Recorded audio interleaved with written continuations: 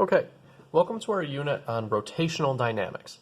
This has a lot to do with torque, which is why we just got done studying torque. Just as a quick review, torque refers to a rotation of an object, or better yet, maybe the influence of an object to rotate as a result of a force acting on it. Okay, it's basically the influence, something getting influenced to rotate. Now, the size of the torque is not just dependent on the size of the force. It's part of it. Size of the torque, oh, put my colon too early, is dependent on the magnitude of the force,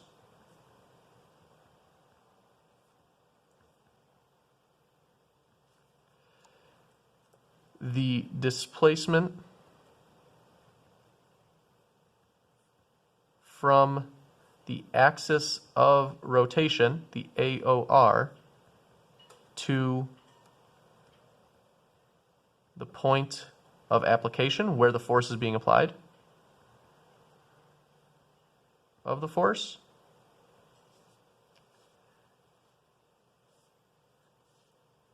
and the angle between R and F. R is the displacement from axis of rotation to the application, to the point of application of the force. F is the force. And remember, this all comes into this equation: tau, or torque, equals RF sine theta. There's our three variables. Any torque can either cause clockwise rotation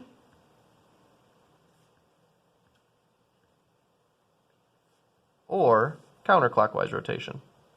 Those are two ways something can spin, clockwise or counterclockwise from your perspective.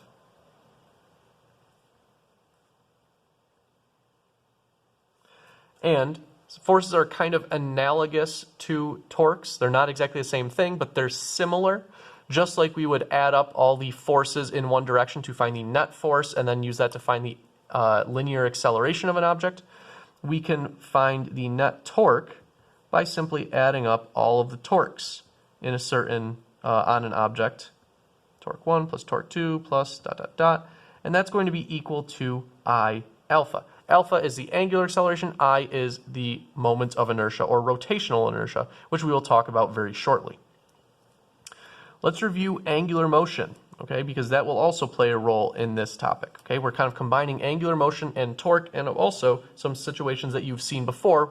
Basically, the point of this unit is we're taking a more in-depth look at some situations that you've seen before and getting a second approximation, if you will, a better answer for what's actually going on. Remember, angular motion is literally the same, or angular kinematics, I should be saying, is literally the same thing as linear kinematics, the stuff you learned in the beginning of the year, with the exception that we've just changing the variable names to represent that we don't care about how far something travels, we care about the angle something rotates through now. So, same equations as linear motion, but with angular variables. So let's start off with the first most basic equation that you learn in at the beginning of the year.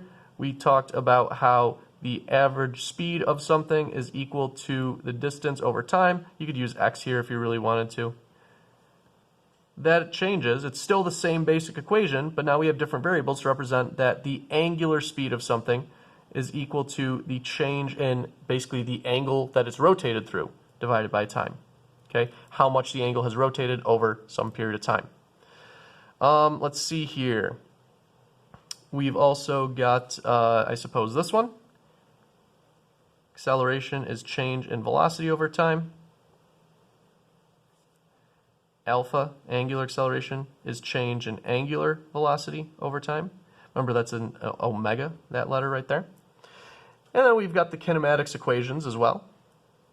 X equals x naught plus v naught t plus 1/2 a t squared turns into theta equals theta naught plus omega naught t plus 1/2 alpha t squared. The fiat equation, v equals v naught plus at, has now become omega equals omega naught plus alpha t. And finally, the third kinematics equation, v squared equals v naught squared plus 2a x minus x naught, has now become omega squared equals omega naught squared plus 2 alpha theta minus theta naught. We also reviewed a little bit of something that you learned back in probably geometry class, and that is that the arc, if you have a circle and you're looking at the circumference, then the arc length around the circumference is equal to the radius of the circle times the angular displacement, the angle that you've rotated through. And then this leads us to these other equations. V equals r omega, and a, and I think this is, let's see, a equals r alpha, and that's the tangential acceleration, so I'm just going to put that as a t right there. Okay? If you need a review of those, go back and watch the angular motion or angular kinematics video, whatever it's called. We need to talk about moment of inertia. Now, we've talked about this, but we need to expand on it a little bit. Remember that moment of inertia, it's similar to mass. It actually has mass as one of its factors that increases or decreases the moment of inertia. But it is how hard it is to rotate something. Just as mass is how hard it is to cause something to accelerate, moment of inertia is really how hard it is to cause something to have an angular acceleration. And it is based on the object's shape, mass, and what axis the object is rotating about, what the axis of rotation is. So I want to show you, let's say that we have some object. We're going to call it a point object or a point mass.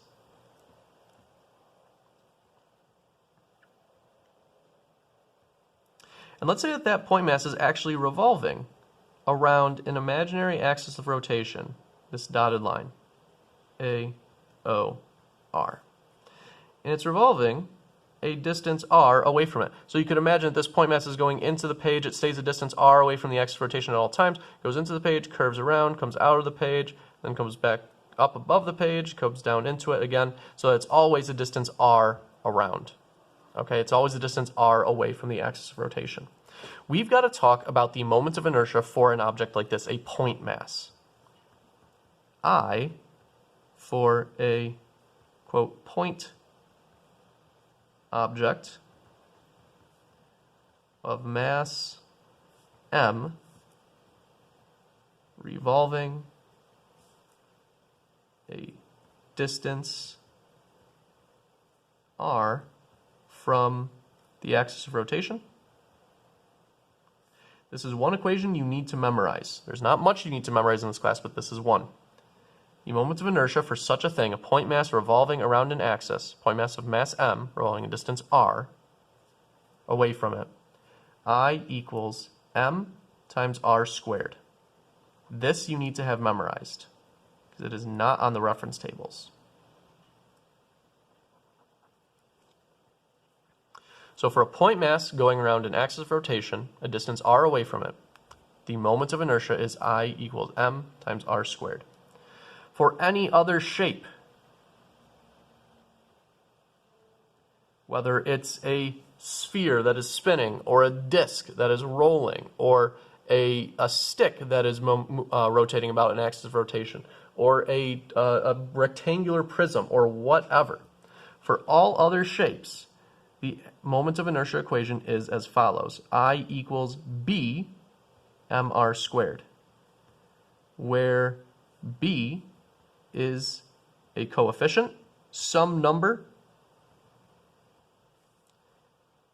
and r is some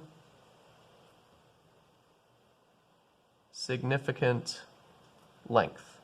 It's some length that's relevant to the problem. Sometimes it's the radius of the object, sometimes it's the length of the object. It's going to change a little bit depending on what the axis of rotation is and what the shape of the object is. Now this might sound like, well, how am I supposed to know what B is and what R is? Do not memorize formulas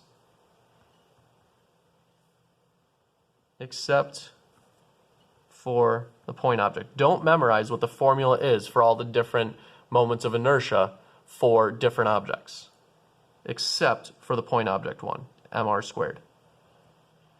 Why not memorize them? They will be provided.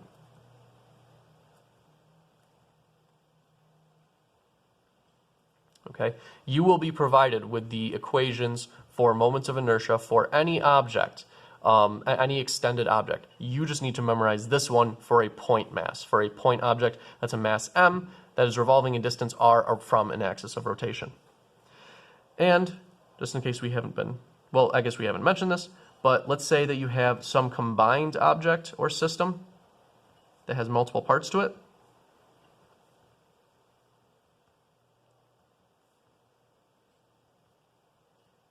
The total moment of inertia is equal to the sum, that's the Greek letter sigma for sum, of the moments of inertia of all the individual parts. Okay, so again, moment of inertia is how hard it is to rotate something. I guess it kind of even makes sense. It's harder to rotate this mass around this axis of rotation if it gets bigger, and it would be harder to rotate if it gets farther away. Okay, more has to go into it. So that's what a moment of inertia is. You need to have this memorized, a moment of inertia for a point object. All others will be given to you. Okay, and if you have an object or system with multiple parts, then the total moments of inertia is simply the sum of the moments of inertia of the parts. We don't have to talk about angular momentum right now. We will talk about that at a later time. We do, however, need to talk about rotational kinetic energy. Now, you know that kinetic energy is for objects that move. That's technically what you have learned so far has been translational kinetic energy. We're talking now about rotational kinetic energy. Think about a rotating object. Even if you have something that's spinning in place, but the individual parts of that object are still moving, so it must have some kinetic energy, because all those individual parts have kinetic energy. Rotating objects have kinetic energy.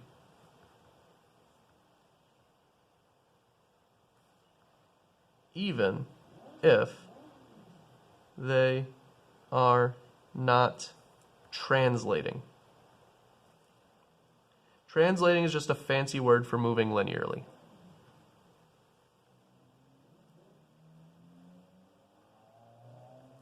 Okay. Rotating objects do have kinetic energy.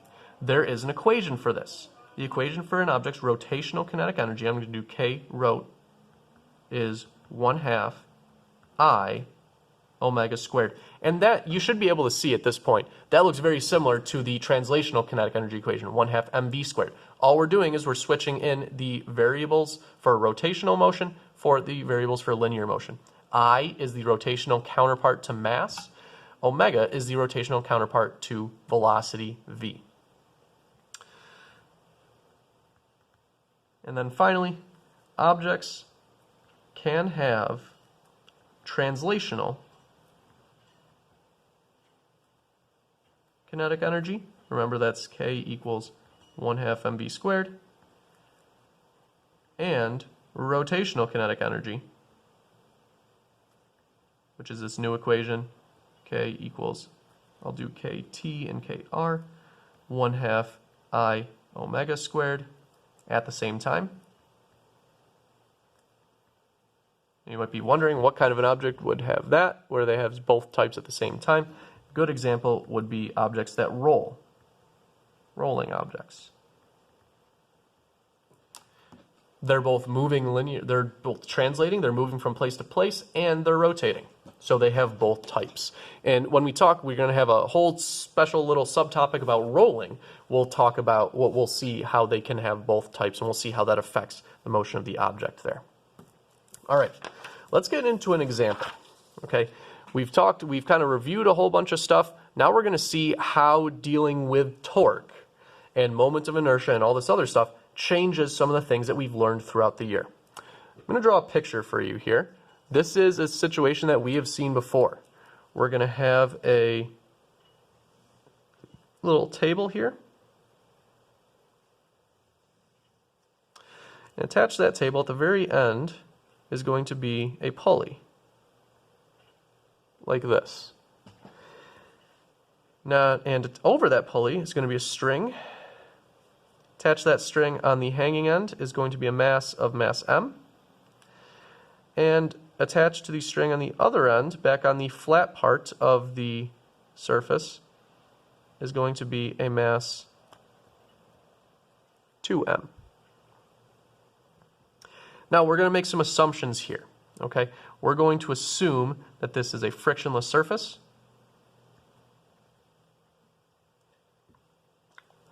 And for right now, we're going to actually do this two different ways. The first thing we're going to do is we're just going to review the old way that we would do this. So the old way means that we assume